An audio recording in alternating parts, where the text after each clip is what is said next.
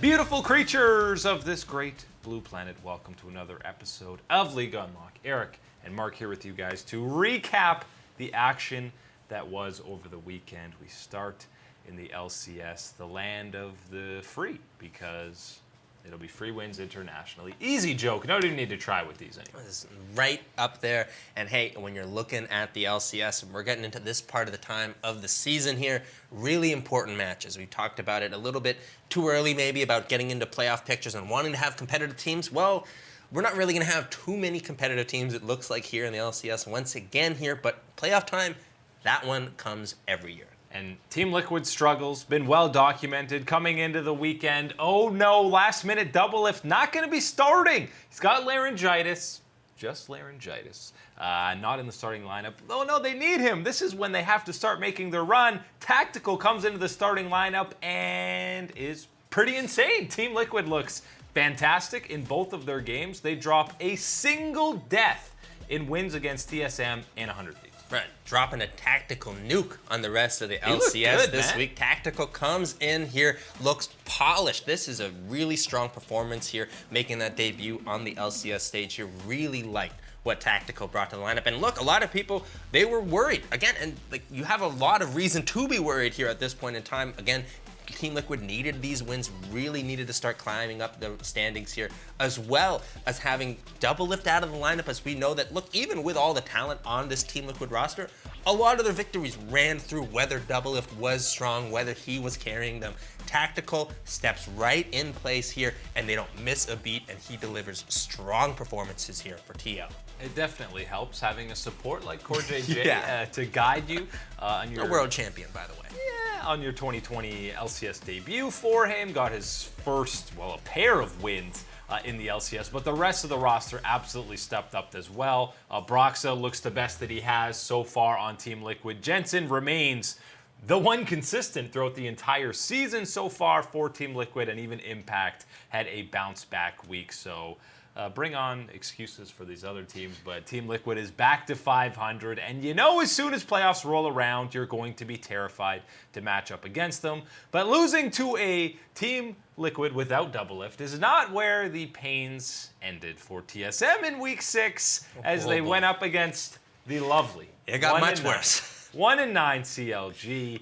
They didn't play on the Saturday, and you know the TSM versus CLG rivalry hasn't been a rivalry since 2015. And who was the mid laner in 2015? It was Pobelter, and all he did was come in on the pick that he chose 3 games in a row in the 2015 NALCS Summer Finals. It was Victor, and he stomped TSM again.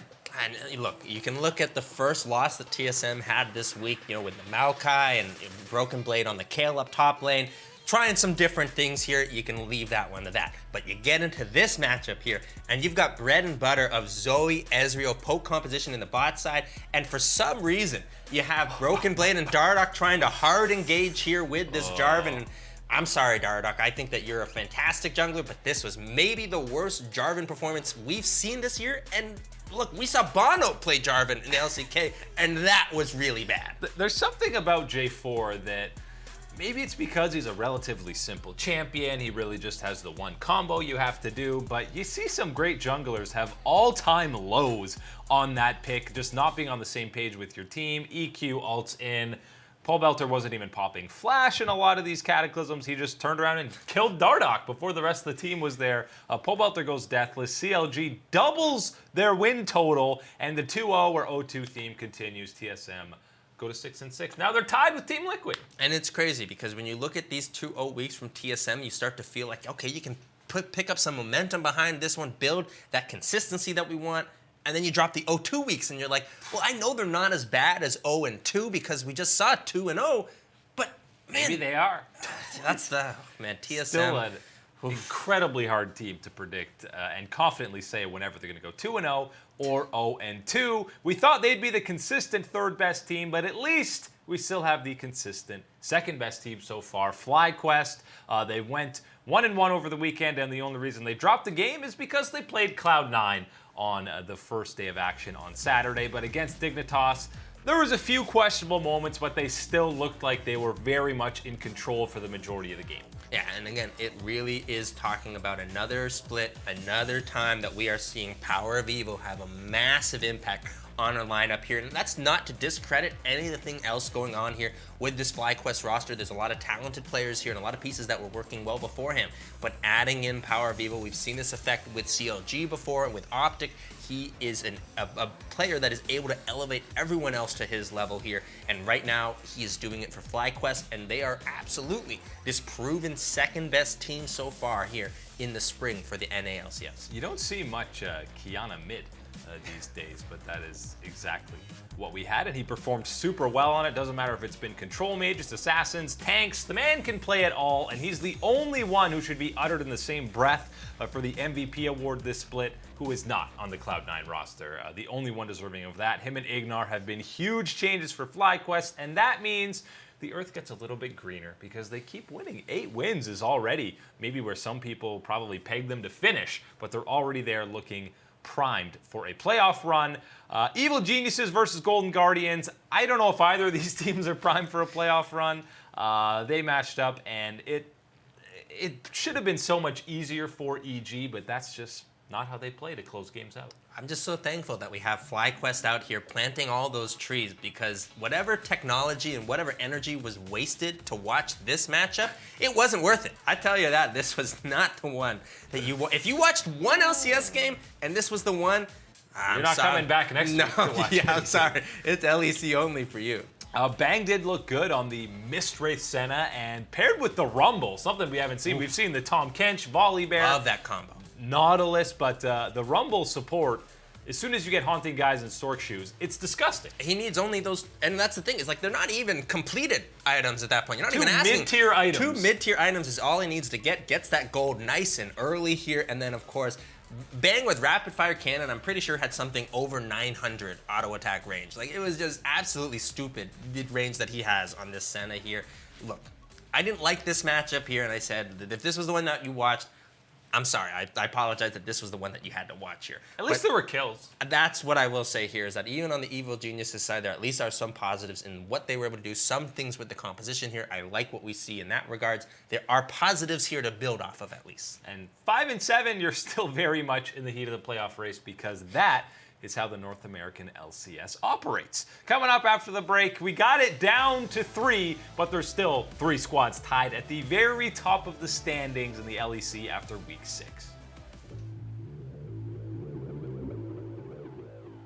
Greetings and salutations. We have returned to League Unlock. Eric and Mark here with you guys, and the weekend that was in the LEC. We look back, we know it was a 4-way tie coming in to the day or the weekend, and Origin versus Rogue. Rogue wasn't part of that 4-way tie, but they did match up against OG, and that's a statement win possibility for them. Of course, it was heavily in the favor of Origin, and to the surprise of most people, they actually had a proactive early game and weren't just waiting till 25 minutes. This was not what you were expecting to see from OG, and the way that they went about it here was impressive, because this is not what we have seen them build their strength off of so far this split in the LEC. Yeah, and they had a huge gold lead against them. It took a lot longer than you maybe would have thought for things to actually close out, but Xerxes had a good performance. Upset had the Aphelios, and Origin struggled against Shulka to close that game out. They were even behind and shouldn't have had any business winning that game, but they had the Dragon Soul against Rogue, and they were very much in control for the entirety of the game. Just took a little bit longer than you would have liked. Right, and the big thing here as for Origin is, yes, your bot lane came through and performed big time here. Of course, in a matchup against Rogue, there's a lot of other things to worry about here, but one of the premier ones is, of course, that bot lane with Hansama down there, and Upset definitely got the advantage here in this matchup. Yeah, and Hansama did have another good Ezreal performance. He continues to be a massive upgrade over Woolite, but Rogue is the most disrespected of the top 3 right now, sitting in first, and that is mainly because the other 2 are the most iconic franchises in the history of Europe. We talked about Fnatic being the best looking team after last week in Europe, with G2 kind of going 1 and 3. Well, they still look pretty great. They had that head-to-head match against Misfits for first, and they passed that test with flying colors. It actually looked like, again, they struggled a little bit against Schalke. They didn't struggle. They had one slip up, but for the most part, another clean weekend for Fnatic. Yeah, and this is, again, building on these performances that you want to be seeing here, building on the compositions that you're able to see. Maybe kind of a strange and maybe disappointing week, given the fact that Whippo played champions that he's played before. Yeah, Gangplank. What the heck? What is that pick in there? That's not Zach. Other people are playing Zach Top, by the way. That's starting to spread to other teams, which I don't know if we want to see that. But you had Nemesis on the Vigar was the story against Misfits. That was a TP flank from the Vigar, waddling around, just one-shotting. Like, man, we got the Gangplank down, all the carry damage is gone. Oh, here's this little leprechaun. I gotta say, the max CDR on the cage is so disgusting and so not fun to play. That's not fair. It's like a 4-second cooldown and it lasts for 2 seconds. But this was the one slip up against Schalke where they ended up getting a Baron, and Fnatic kind of cleaned up the fight afterwards. But they still had such a huge gold lead, it didn't really matter. Another solid weekend from Reckless. He has been incredibly consistent the entire split, and Hillisang is dying less. That's what's most important. Less in from Hillisang is a big boon here for the rest of the Fnatic squad, and especially Reckless down in that bottom side here, because he has been He can actually 2v2. Oh man, he has been carrying some big weight here and dishing out big time damage. And hey, we wanted to see him step up, become that elite ADC again. Now that Perks, he challenged him and came out what seemed to be on top here in that ADC matchup. But now Reckless here reclaiming his throne. Yeah, and it's very much been his kingdom in the bot lane. Cap's not quite been as dominant as we saw Perks, but it is still his first split as an AD carry. G2 also went 2-0, but they had a much easier week. They had SK and Vitality, and the games went exactly how you would imagine G2 matches going against bottom of the standing squads. It looked like you were spectating a high ELO game with how, in solo queue, with how these games played out. It kind of feels like, you have a fire and it's just dying down a little bit here, and then all of a sudden you just splash a lot of gasoline on it there, and that's exactly what this week was for G2. They kind of seem to be losing a bit of their steam, struggling a little bit here, and you get nice, two juicy matchups here to stomp all over, and they took full advantage of it. It's just not a G2 game with this roster if you're not knocking on the inhib towers pre-20 minutes, and that's something that they were doing against both of those squads. So they looked pretty fantastic against them, and that's what you would hope to see. You would love to see them dominate like they did, and I mean, across the board, Perks looked good. Really, the whole roster did. And really, the thing with G2 is when you're expecting a fight to end, it lasts for another 30 seconds as they chase down the opponents throughout the entire match. Yeah, but 99% of the time, it is G2 coming through and cleaning up that team fight here. Their team fighting was strong this week.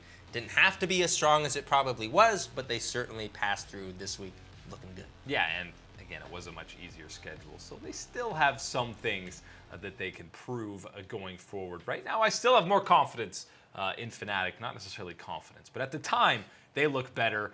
The playoff race at the bottom in the LEC is still very much up in the open. It's down to 7 teams. There's only 7 teams that are going to make playoffs, but Excel versus Mad Lions, it was a huge win to keep those hopes alive for Excel. If they drop this game, it would be a very tough uphill battle for them to finish in that top 6, but you get Cajal on the Karthus, and when you give first blood to Mickey on the Tristana very early on, you set yourselves up for success. Oh, yeah, this was a gnarly Karthus here, and again, one of my favorite things here, my favorite thing about this Karthus here is that Karthus is pretty much the only AP option here, really, on the side of XL. Lets his damage come through completely onto the opposition. They're not itemizing against it here. Makes the damage come through, and that is, again, the big important moment in this matchup against Mad Lions was having that Karthus ultimate come through, clean out the members here, and allow the remaining XL team push through the base. Yeah, and it doesn't matter if you're there for the cleanup crew or you start a fight with the Requiem and all of a sudden, oh boy, everyone's at 50% health. That makes it nice. A whole lot easier. But it was a very impressive win out of XL, especially Mad Lions. We've seen them not only competing, but beating Fnatic and G2 over the last couple of weeks. So XL very much proving that they have the talent and team synergy to be a playoff squad. Yeah, and it's a huge victory for them given the time that it is, right? You really needed this win specifically to keep pace here in the playoff race. And again, against one of these teams that's ahead of you in the playoff race, all the more valuable here. Excel, good work. And we know how important those head-to-head matchups are when it comes to tiebreaker scenarios. Every year in Europe, there tends to be at least 2 tiebreakers that seem to be played as the splits start to wrap up. So big week for Excel. There's still 3 teams at the top. Misfits and Rogue still very much in contention to finish in that top 3. There are just a lot of good teams in Europe right now. Coming up after the break, we go to the LCK where you had some incredibly dominating performance. Ladies and gentlemen, boys and girls, we have returned to League Unlock. Eric and Mark here with you guys, and we are now 1 week away from the LPL returning to be broadcasted. You still have to wait till the 15th until the English broadcast will return, but they are doing games straight from March 9th to April 19th. 7 days a week, 3 games a day. 3 games as in 3 best of 3s a day. Those guys are going to be absolutely exhausted. It's insane. And at this point, one of the concerns moving towards an MSI, if that's even going on, we don't even know where that's happening, who knows now type of thing. The burnout could be seriously real for these guys playing that little in such a short period of time. But all things considered, we are happy to have the LPL coming back. That is a huge bonus for everybody here. And man, 3 best of 3s, 7 days a week from the LPL. I know you've missed your League of Legends actions, but you're going to make up for it big time here with a bonanza of league action. And please teach some of the other leagues that kills are okay in this meta. You can have, a kill per minute. It's not just G2 and Fnatic that are allowed to do it. There are other teams that can keep up. LCK was wilder this week, but you're right. This still year, had some 6-2 35-minute games. This year has been a little bit too much. But the Sunday matches in the LCK, it was very much destruction and annihilation, and you kind of expected that, seeing the matchups on paper. Gen G and Dragon X both, obviously, 2 of the top 3 teams going up against APK and Griffin. And Gen G, we have seen them dismantle every single opponent pretty much, except for that T1 loss and the 1 game against Dragon X. But when they match up against APK, I almost expected it to be more one-sided. Yeah, I was thinking that too, because the way that we've been watching Gen G dismantle teams is not only... But the Zillion top, get it out. Oh, never again. God. I don't want to see it again. Not again, and certainly not with that build path. He was level 5 for, I swear, half the game. He didn't even have his ulti. God, yikes. That was not what we were looking for here. But Gen G, what you look for in their victories here is, yes, the individual outplay just by having such incredibly talented members here, but the macro game and playing around these certain things, denying teams the CS, the experience, things like that have been really strong points here from the Gen G game, and that's exactly, we saw more of that continued this week. And BDD is the best Azir in the league. Yeah. Don't at me. He's got some. BDD's back, baby. He is leading the forefront for MVP this year, and Chovy is a guy who's also right there. And look at his old buddy Sword. He says, "This is for Worlds 2019." You're going down, and Sword had a rough go. The Victor top did not work out super well. CV Max, Chovy, Doran, they get some so sweet and tasty revenge against Griffin because they pumped them pretty handily in a 2-game sweep. And look, this has been a continued story here about the struggles of Sword has been having here in the top lane. Whether how many splits and how many years you want to go back here, it really depends on how much you want to pin down on Sword here. But at least this split specifically, looking at the games, I don't think I've seen 1 week where it's been an acceptable level of performance from him, specifically in the top side, let alone knowing that this is the LCK and you have to have that level of stability up there. And we know that Griffin has brought up one of their young top laners here, but we haven't seen him start yet. And look, if you're looking at the performances of Sword to change your mind, I think you really should just go ahead here and start the new top laner. And all you have to do is look at Griffin's results this year and say, turns out Lehens, Chovy, and CV Max were pretty darn important for this roster because they absolutely have not looked like a playoff team yet. Meanwhile, Dragon X is thriving at the very top of the standings with 2 rookies and Doran, who was the backup for Sword, and boy did he prove in this matchup. Maybe he should have been starting a little bit more in the World Championship. Another matchup over the weekend, Afrika versus Damwon. And you just hear those 2 names, you know that we're going to have some fun on the Rift. And there was some very interesting back and forth performances, but nothing highlights this series better than a 1-minute stretch in Game 3. And this entire sequence is unedited. This is how the game played out. It starts with the incredible flash juke from Canyon. This is good. Like, this is clean moves here. Like, Ooh. yeah. Oh, got him. The unfortunate thing is, I mean, there's not much that you're going to be able to Dies do at this anyways. point. You're going to die. And yes, good moves, but you ended up losing out here. And then, okay, let's see what else is going to go on. Things should stabilize, right? Oh, we're going right down to the bottom side. Okay, looks fine. They're pushing in the bot lane. Now, Spirit, since he flashed over the wall, he's here for the gank on the Soraka. Mine as well. Make sure that that one's going to work out. And Soraka pretty immobile. She has the barrier. Okay, she flashes over, but here comes Zoe. Great. Oh. Zoe lands the paddle star, should be a kill. Okay, Soraka's pretty tanky with the potion. One more auto, and that's a kill, but you didn't auto. He easily could have gotten one more auto to get the kill, but he decides he doesn't want it. And then we go in the bot lane, and you have Beryl. He's trapped.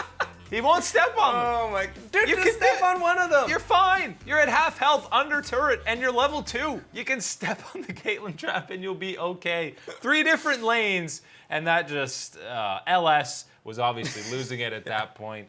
I think he said that Beryl was quarantined at one point, but that was incredible. That's just high quality stuff. That was epic. I don't know if I've seen things like that in such a, continued stretch of a sequence here with everything happening like this. I've seen those type of mistakes all the way down in any type of level of League of Legends. I don't think I've seen them that consistently and in that short period of time here to get something as wacky as that. Oh boy. The Zoe auto attack is still the worst for me. That's a guaranteed kill if you just right click. So those were some of the worst moments from that series. But some of the best players from the week, we're looking at the top 5 KDAs across the board from every position. And this doesn't necessarily mean they were actually the best performing in their mid lane or in their lane. I'm talking about Chovy because he had the best KDA, but Faker and Showmaker both definitely had solid performances as well. But we've got to shout out our boy Kana, who doesn't even have a headshot coming into this split.